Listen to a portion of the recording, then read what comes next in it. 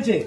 আজকে কর্পোরেশনের অফিসাররা এসে যখন পরিষ্কার করতে বলেছে, তালা ভেঙে এই পার্টি অফিস, দেখুন দেখুন নেতৃত্বের পার্টি অফিস, তারা এখানে এইসব হোর্ডিং ব্যানার এবং এই বাক্স দুটি রেখেছিল।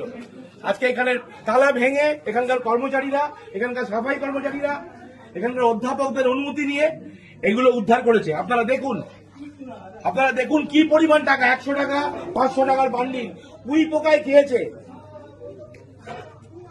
এই টাকার উৎস কি আমরা জানতে চাই। এই টাকা কারা?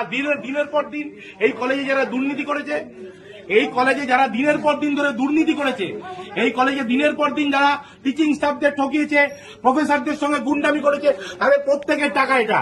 এবং এই টাকা কোথা থেকে এসছে তারও উত্তর দিতে হবে। আমরা আজ পুলিশ ডেকেছি, মিডিয়াকে আমরা খবর দিয়েছি, তারা আসছে, এগুলো তারা সিজন করবে, এগুলো তারা নেবে এবং তাদের প্রত্যেকের জন্য সাজা হবে। এবং আমরা যত অপর পর্যন্ত যেতে হয়, আমরা যে একটা শিক্ষা প্রতিষ্ঠানে, এটা কি কোনো মন্ত্রীর ঘাটের তলা?